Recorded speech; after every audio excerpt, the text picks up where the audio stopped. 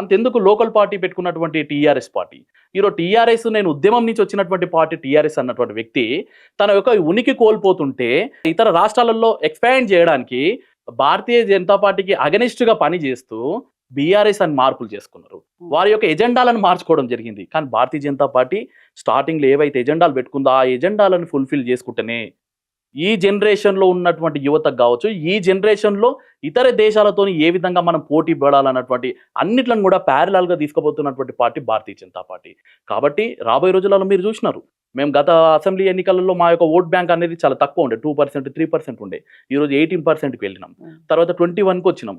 ఇప్పుడు పార్లమెంట్ ఎన్నికలలో చూసినట్టయితే పార్లమెంట్ ఎన్నికలలో చూస్తుంటేనే ఈరోజు అధికార పార్టీలో ఉన్నటువంటి కాంగ్రెస్ పార్టీకి ధీటుగా 8 స్థానాలు గెలుచుకున్నాం. మేమంతా కూడా దాదాపుగా 35.75% ఓట్ షేర్ ని గెయిన్ చేసుకున్నాం. అంటే మహేంద్ర గారు 8 ఎంపీ 8 ఎమ్మెల్యే మీరు మేమేమంటున్నాం అంటే రాజపదమైనటువంటి మార్గంలో పోవడానికి కొద్ది సమయం పడుతుండొచ్చు కావచ్చు, కానీ ఒకసారి ఎస్టాబ్లిష్ అయిన తర్వాత ఖచ్చితంగా మమ్మల్ని కొట్టే వాళ్ళు ఎవరు ఉండరు.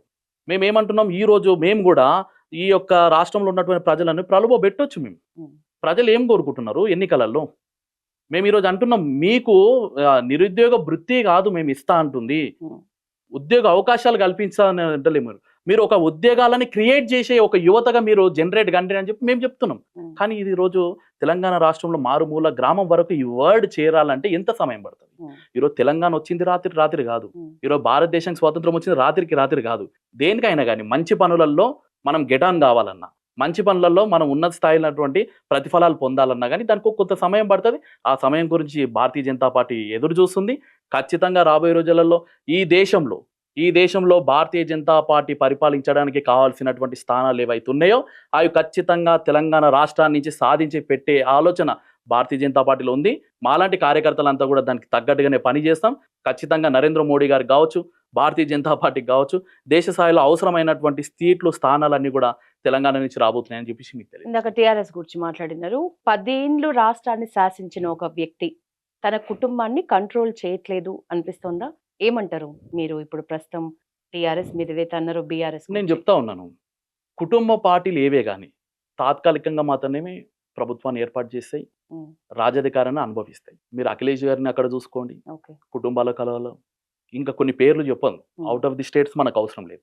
తెలంగాణ రాష్ట్రానికి వచ్చేసరికి కేసీఆర్ అనే వ్యక్తి అందరి కష్టాన్ని తను దోచుకొని, అందరి చావులని తను దోచుకొని, అందరి తల్లుల యొక్క కడుపు కోతని తను దోచుకొని సీఎం అనే ఒక పీఠం పైన ఎక్కి కూర్చుండు. మరి సీఎం అనే పీఠం పైన ఎక్కిన తర్వాత ఏ అమరుడికైనా కానీ, తెలంగాణ కోసం త్యాగం చేసినటువంటి వ్యక్తులకు కానీ, ఎక్కడైనా కానీ ఇషమెంత కానీ తను ఎక్కడ న్యాయం చేసినటువంటి ఎక్కడ చరిత్ర ఉన్నదా? ఎక్కడ కూడా లేదు. పోనీ తెలంగాణ రావడానికి కొట్లాడింది ఎవరు? మీరంతా కూడా సీనియర్ జర్నలిస్ట్, మీరంతా చూసిరు. మీరంతా కూడా మేము ఆ రోజు డిగ్రీలో ఉన్నాం. ఉస్మాన్ యూనివర్సిటీ దెబ్బతిన్నది విద్యార్థులు, అమరవీరుల స్థూపం చేసింది మొత్తం విద్యార్థులు. ఆ రోజు అంతా కూడా ఈ రోజు విద్యార్థులందరూ కూడా లాఠీలకు తూటాలకు బలి అయితే రాజకీయ నాయకుడు అనే వ్యక్తి కేసీఆర్ దాని అంతా కూడా హైజాక్ చేసి ఈ రోజు అధికారంలోకి వచ్చిన తర్వాత ఎవరిని పెట్టుకున్నాడు? ఆయన చుట్టుముట్టు పెట్టుకుంది అల్లుళ్ళని పెట్టుకున్నాడు, లేకపోతే కూతుర్ని పెట్టుకుండు, ఎక్కడో ఉన్నటువంటి కొడుకుని తీసుకొచ్చి పెట్టుకున్నాడు. ఎందుకు పనికిరానటువంటి టాబ్లెట్లు ఇచ్చినటువంటి వ్యక్తిని కూడా తీసుకొచ్చి పక్కన పెట్టుకొని ఈరోజు 100 కోట్ల రూపాయలు సంపాదించి పెట్టుకున్నాడు. కేసీఆర్ యొక్క భ్రమ ఏముందంటే మన సంపాదన మొత్తం లక్షల కోట్ల రూపాయలు మన మధ్యలోనే ఉంటాయి, ఎక్కడ ఏమీ భయం లేదు అని చెప్పేసి ఆలోచించినటువంటి కేసీఆర్ గారు ఈరోజు వాళ్ళ పిల్లల మధ్యలోనే కొన్ని వ్యత్యాసాలు వచ్చి ఆ పంపకాల విషయంలో బెడిసిగొట్టి ఈరోజు ఒకరి మీద ఒకరు మేము ఒకరు వాడు దొంగ అంటే వాడు దొంగ, ఈమె దొంగ అని వాడు అని చెప్పి మాట్లాడుకున్న సందర్భం. ఈ విషయాన్ని 8 ఏళ్ల కింద భారతీయ జనతా పార్టీ చెప్పడం జరిగింది. 8 ఏళ్ల కిందనే కుటుంబ పాలన పరిపాలిస్తూ రాష్ట్రాన్ని మొత్తం కూడా కాళేశ్వరం పేరుతోనో లేకపోతే మిషన్ భగీరథ అనే పేరుతోనో వీటితో రాష్ట్రాన్ని మొత్తం కూడా దోచుకోవడం జరుగుతుంది. మిగులు బడ్జెట్ లో ఉన్నటువంటి తెలంగాణని అప్పుల బడ్జెట్ గా చేసి ఈ బంగారు భవిష్యత్తు ఉన్నటువంటి తెలంగాణని అప్పుల రాష్ట్రంగా చేసినటువంటి ఈ కేసీఆర్ ని దింపాలని చెప్పేసి కష్టపడ్డదంతా కూడా మేము మొత్తం. అంటే ఈరోజు చూసుకుంటున్నాం మనమంతా కూడా. ఈరోజు చూసుకుంటుంటే ఎన్ని రకాలుగా ఈ రాష్ట్రాన్ని విచ్ఛిన్నం చేసిరు. ఉద్యమం కోసం పోరాడినటువంటి వ్యక్తులకు నువ్వు మినిస్టర్ పదవి ఇచ్చినావు, ఇచ్చి ఎన్ని రోజులు పెట్టినావు? నువ్వు ఒక్కనికి పేరు వస్తుందంటే వాని గుంజి కిందికి పడేసినావు. ఒక దళితు ఒక ఉప ముఖ్యమంత్రిగా ఉన్నటువంటి వ్యక్తి చిన్నదేదో తెలియరాని మిస్టేక్ చేస్తే నువ్వు తీసి పక్కకు పెట్టేసినటువంటి వ్యక్తివి.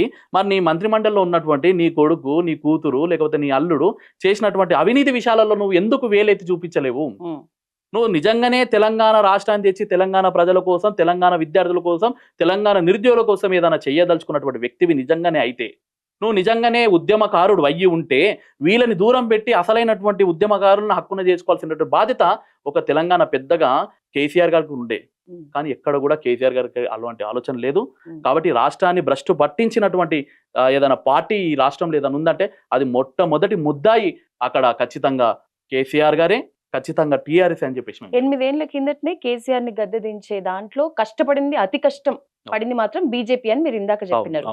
ప్రతిఫలం ఎందుకు కాంగ్రెస్ కి దక్కింది?